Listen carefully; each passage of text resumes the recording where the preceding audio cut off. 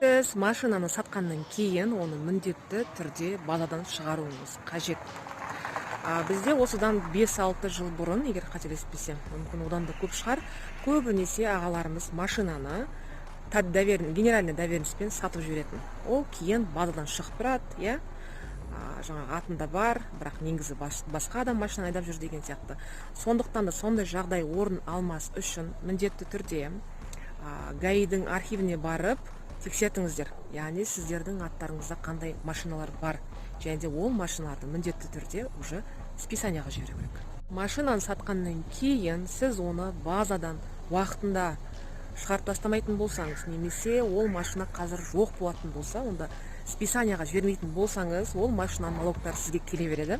Біріншіден, екіншіден, сіздер білесіздер, иә, келесі жылдан бастап барлық адамдар декларация тапсырады. Сол декларацияда сіздің